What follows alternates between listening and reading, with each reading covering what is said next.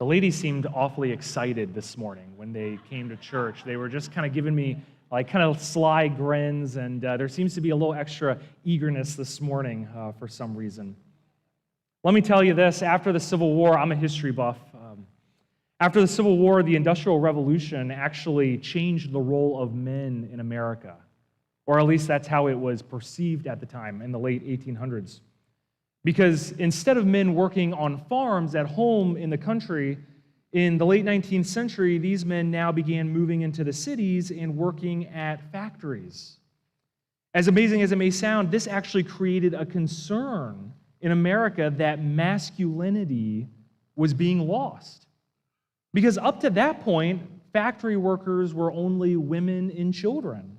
And there was this belief that moving out of the country into the city made someone soft. So as a way to combat this, as a way to try to restore masculinity that they see as being lost in society, what actually began happening was the rise of professional sports teams.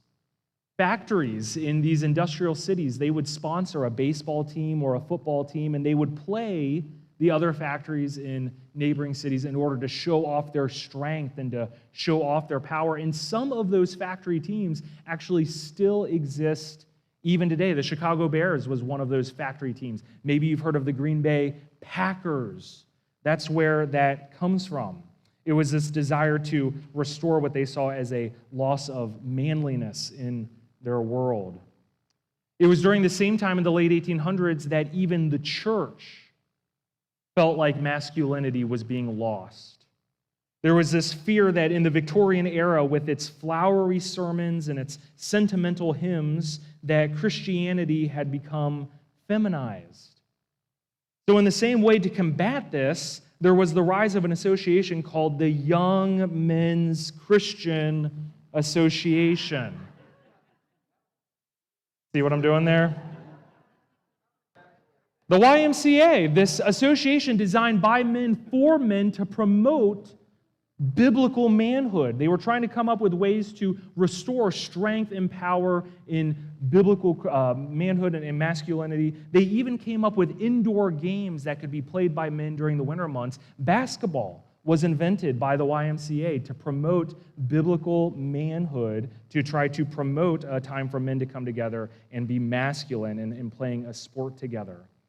They came together even to college campuses, and they would find college athletes that they could prop up as Christian celebrities to display biblical masculinity. Billy Sunday was a baseball player 100 years ago who was one of the earliest examples of that.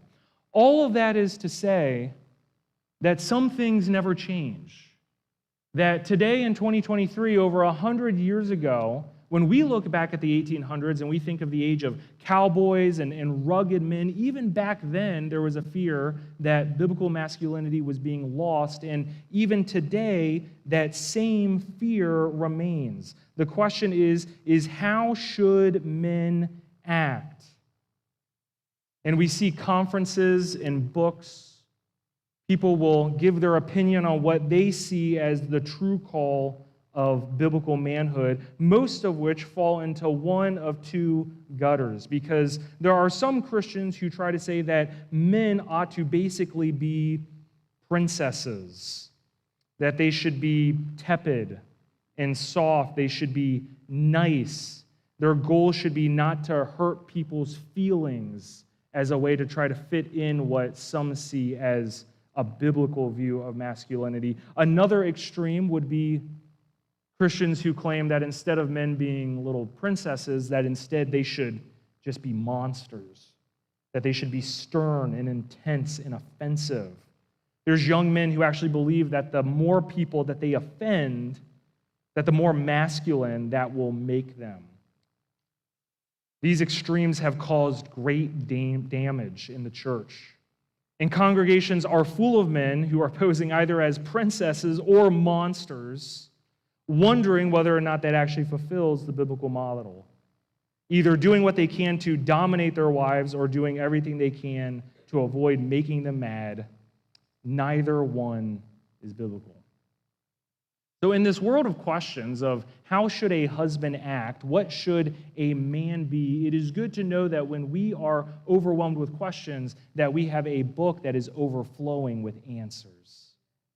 So let's look at the book of answers in Colossians chapter 3, verse 18, where Paul is going to talk about biblical manhood, but he's going to talk about it in the context of being a husband.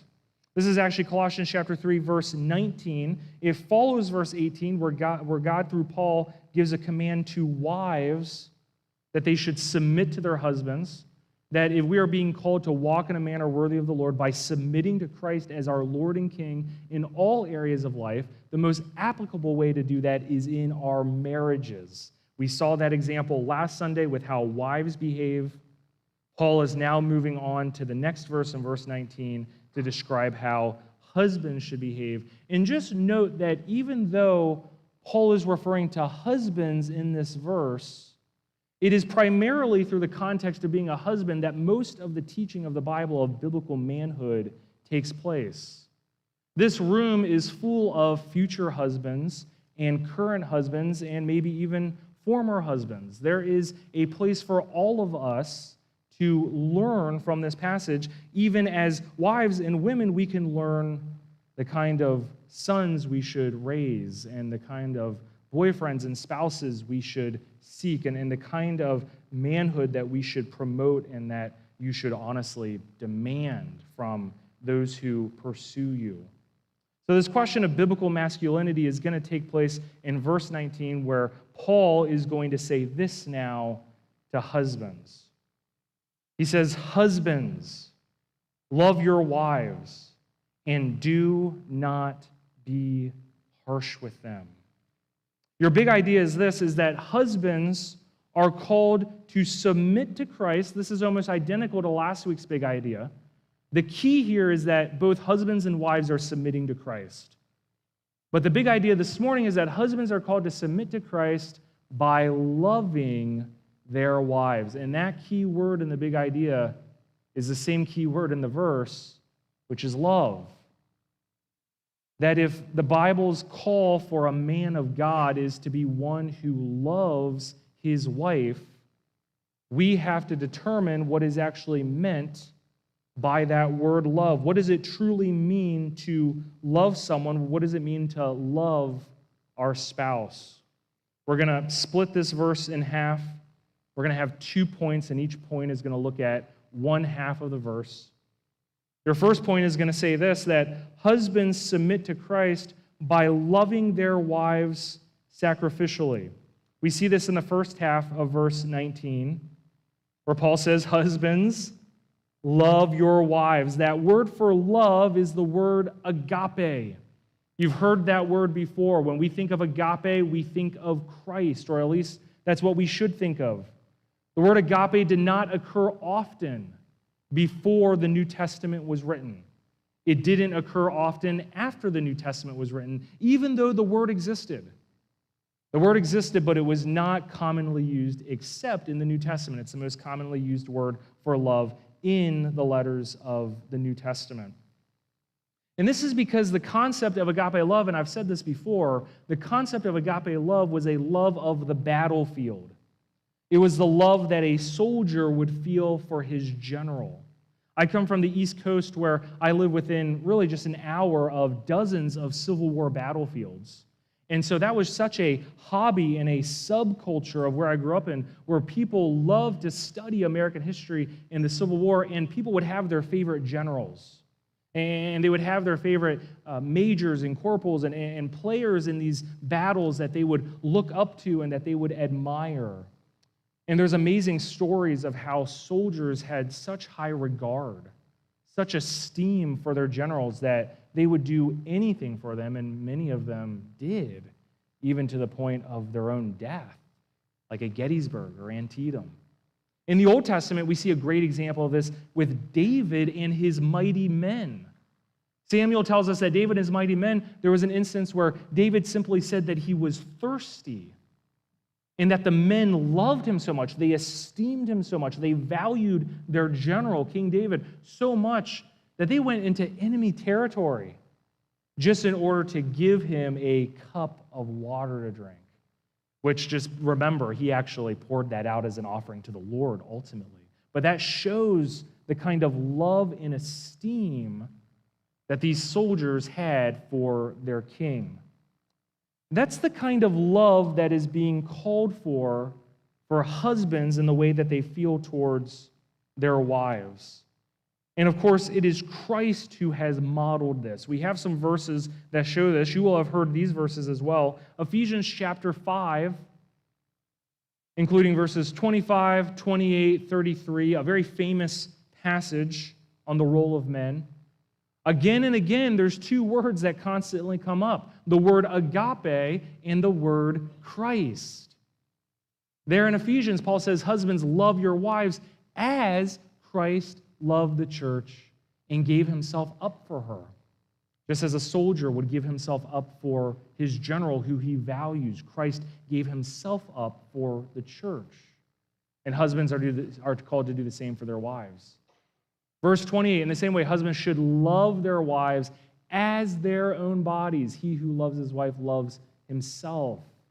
However, let each of you love his wife as himself, and let the wife see that she respects her husband. Again and again, this concept of agape love is centered on what Christ has done for us. But unfortunately, one of the ways that this concept of agape love can be misunderstood is that it can be forgotten that agape love still at its core is a feeling. Often we actually hear sermons that will tell you the opposite. They'll say that love is more than a feeling, it's action, it's obedience, and there's this minimizing of the feeling of love. But that's not true. That's just simply not what the word means, and it's not how the word is described in Scripture. Love is a feeling, but it is a feeling from which actions should overflow. It is a motivation of the heart by which someone does something. The mighty men of David risked their lives to get him that drink of water, not just out of a sense of agape duty, but out of a sense of agape affection. That agape love was a feeling of affection that they had for their king that made them willing to serve him to such a high degree. It's a feeling from which actions occur. And not only that, but it's also a feeling for which actions are pursuing. That the actions of love, the actions of agape and humility and service should also be done for the sake of growing in one's affection for that person. Agape love can be a goal of that behavior. The feeling and the serving does not have to be separated. But often for men who are famous for partitioning their mind and segregating their mind and just focusing on one given thing at a time, it's very tempting for men to think of agape love as just simply manly duty. But their heart may not be in it, they may not really feel like it, they may not have affection, but they are called to lay down their life anyways so that they are going to go and do it out of a sense of order and respect and service for the other person. That doesn't have to be the case, and really, it shouldn't be the case. But the Bible tells us that God so loved us that he sent his one and only Son to die for us. He didn't do it begrudgingly. He didn't send his only Son to die for us despite him not loving us. It was because he loved us. It was an outflow of actual affection that God felt for us while we were still enemies, that God chose to serve us through the sending of his Son. So the first point is that husbands, they're called to submit to Christ by loving their wives, and the model for love is a love of Christ that is sacrificial, but it is a sacrifice that still comes from feelings, from an esteem or a value. This is what makes agape love different from the other words for love, like phileo love would be a love of just a friendship on different levels. Eros love would be more of a sexual, attractive love, almost more like a lust. Agape love is centered totally on value. It's how you esteem the other person. You look up to the person, you think highly of them, you enjoy them, you treasure them, is how we should understand this word agape love that is being called of men. The biblical definition for manhood is husbands who choose to love their wives in this way. Well, let's now look at the second point, which is going to take us to the second half of the verse, which says this, which doesn't occur in other kinds of directions for men, by the way. It was common in ancient times, sorry to interrupt, but it was common in ancient time for Greek and Romans to write little codes of conduct on the way that they thought homes should exist. So they would say, husbands, you do this, wives, you do that. And by the way, husbands you would usually be listed first. Here in Scripture, in Colossians anyway, husbands, they are addressed after the wives. Paul, for whatever reason, wanted to address the wives first in their call. But typically in Roman Greek codes of conduct, it would simply say, wives, submit, and it would simply say, husbands, lead. Husbands, direct. Husbands, demand, which was fine and which is good and is not anti-biblical, but what is unique about what the Bible is saying here is more than just leading, but leading in a manner that is defined by love. That men are called to have affection for their wives. And we see that especially in the second point where it says, husbands, submit to Christ by loving their wives softly. Softly. That's not a word that men typically are comfortable with. You might think, well, couldn't the point be husbands are called to love their wives ruggedly or toughly or heroically? I think, yes, all of that can fit into what the Bible is describing. But here is why we are using the word softly in this second point. Because look at the word that is used in verse 19. When God says, husbands, love your wives, he follows up by explaining what that should look like, where he says, do not be harsh with them. Don't be harsh with them. Unfortunately, we can all think of times as men when we have been harsh to our wives and our family. And sadly, women, you can also remember times when your husband or your father has been harsh to your family. Those are painful times. Those are times that we don't like to think about or remember, but those are times that occur in all households to different degrees. And God's call to men, his command to biblical men, is for them to love their wives in a way that is not harsh. It's easy to just think of the screaming matches and the fist-sized holes in the wall and those little chapters of our story where rage just comes out of men and when there's anger. And it is good to be soft and gentle and forgiving and kind, like is described earlier in chapter 3. But something very interesting about this word is that it's passive. It's not really an active verb. The boy kicks the ball is an active verb. The ball is kicked by the boy. That's a passive verb. It's an action that is being received. It's a state that the ball is existing in, is what we think of when we think of passive words. What's being said here is, husbands, do not be harsh. Don't be hard, actually, is what's really being said. It's not just saying don't just behave in a way that is harsh against your wife, but it's actually talking about the soul of a man. It's talking about the heart of a man, saying do not be hardened against your wife.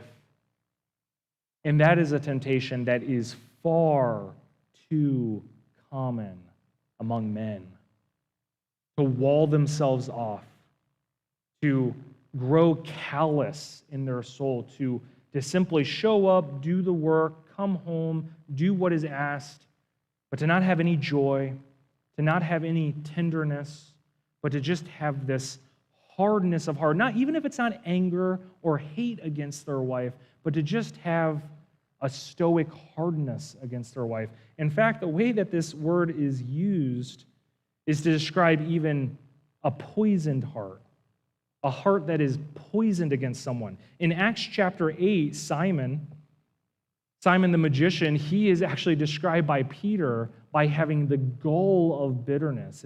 His heart is described as hard, and he's in the bond of iniquity. And Peter says that you have this gall of bitterness. That's actually the same word that's being used in verse 19 for harshness. That you are embittered, that you have become a bitter person, that you are bound by this hardness of heart in your emotions towards others. In the Old Testament, one of the most common ways that this parallel word for harshness is described is literally as poison. When the word poison would show up, like in Proverbs chapter 5 and Lamentations, we see examples of this word harshness being described as wormwood. But in the end, she is bitter as wormwood, sharp as a two-edged sword. Lamentations, he has filled me with bitterness. That is referring to a hardness of heart. Amos, one of the minor prophets, says, do horses run on rocks? Does one plow where they're with oxen?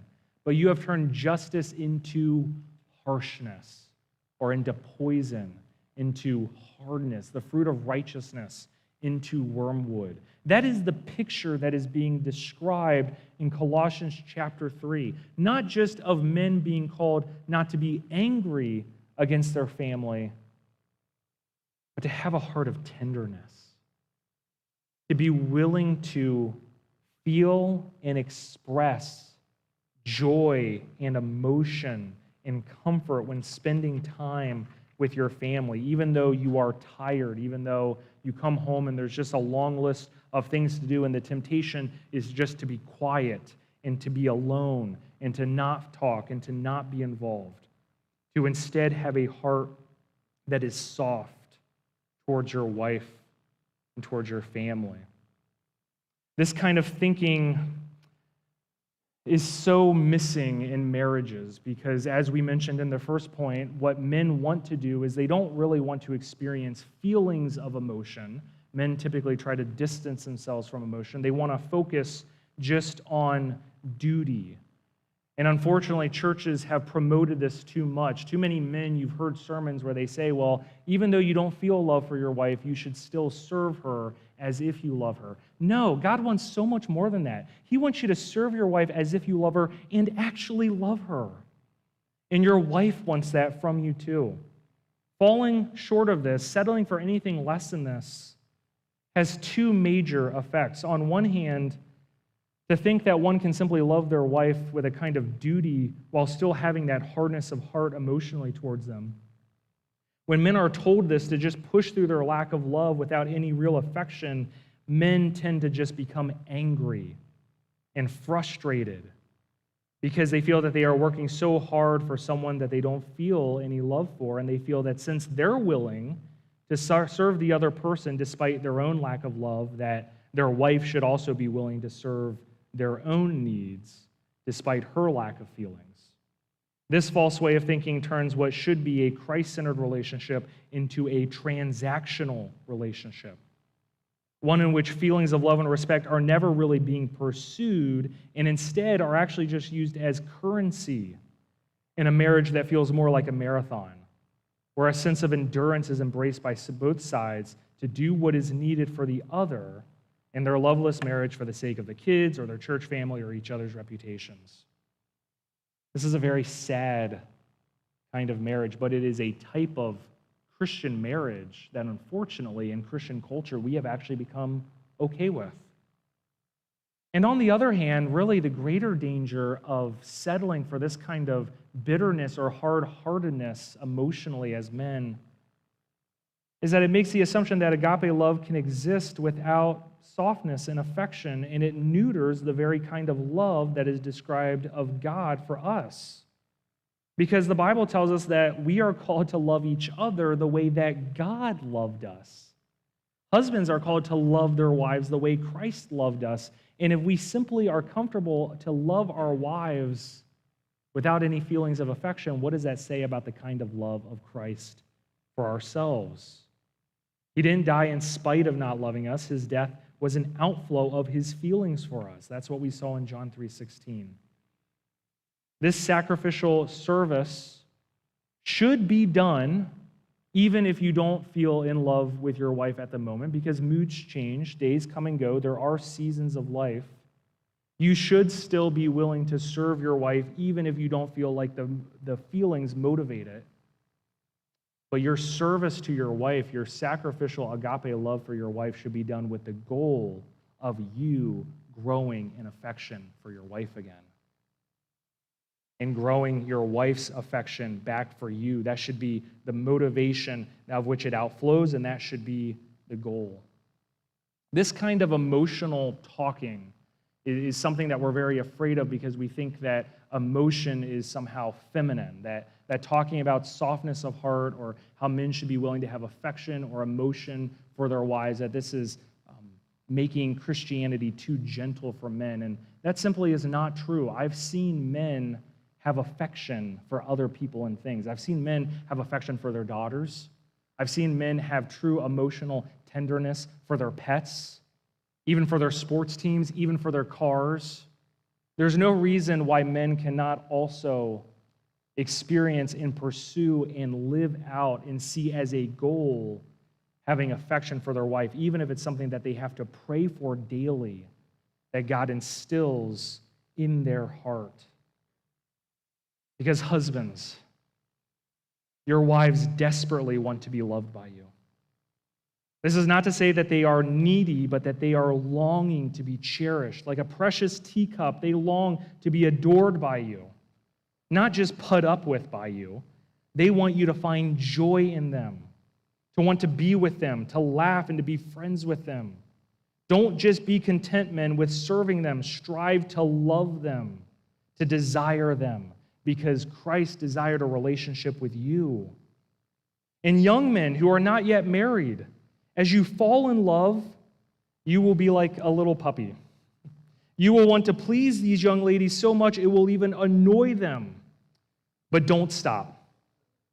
Now you seek to please them because you see them as a goal, a victory to achieve, a prize to be won, a mountain to be climbed. But someday, either joyfully or painfully, you will realize that your wedding day was not the conclusion of that pursuit after her, but merely the beginning. That there awaits for you a lifetime, not just of learning how to serve your new wife, but also a lifetime of learning how to love your wife, to bestow in her, to love her, to bask in her beauty even as she ages, to stand in awe of her grace as she bears children and works and cleans and cooks and teaches and sings and cries and cleans some more. You're going to have that opportunity to love them through all of that, young men. Look forward to that, even in these young romantic seasons of dating and engagement. And old men, learn something from the young men and keep on loving. You're in the fourth quarter now, but the game is not over. There is a love and a cherishing of your wife that by many of you is still being left on the table. But it is a love that has been earned by a lifetime of faithfulness. Because you've been through life together, you've seen the decades pass, you've seen the changes and the tragedies and the new births and the early deaths. You've made it through the fights and the lean years and the dry seasons of the heart. Older men, although your bodies may feel tired, don't let your hearts be tired. Continue to see your wife with the same joy you saw her on her wedding day. Look into her eyes and see the sparkle of beauty that no amount of years could change. Look at her hands and the experience they've gained holding babies and sewing stitches and cooking you meals and washing your plates by hand. And then hold her hand. All of this is what the kingdom of God is made of. This is what the kingdom of heaven is going to be like. The kingdom is from God, and the God of the Bible is a God of love. 1 John 4:7 says that love is from God, and whoever loves has been born of God and knows God. Therefore, because we have been loved, we should love others, and men, that starts with our spouse. The arena that God has built for his people to love each other is primarily the arena of marriage. And men, we need to lead our marriages in love.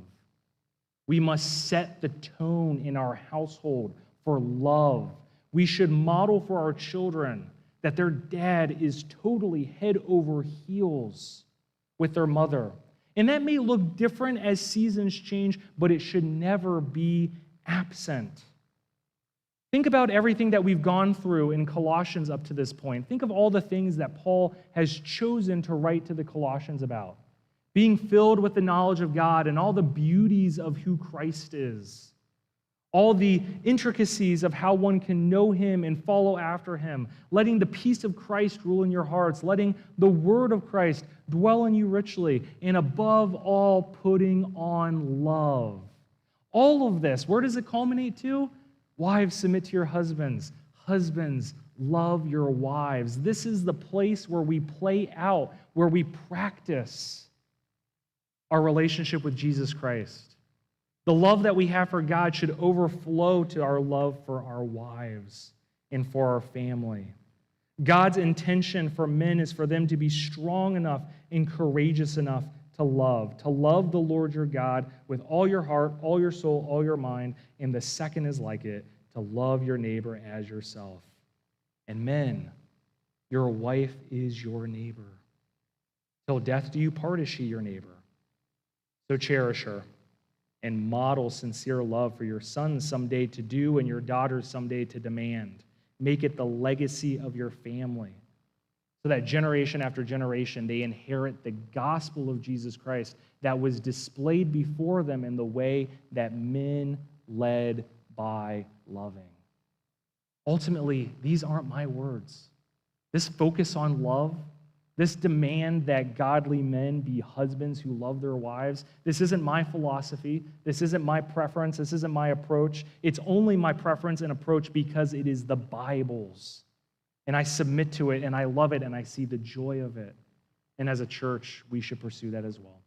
So men, let's lead, and let's lead in love. Pray with me.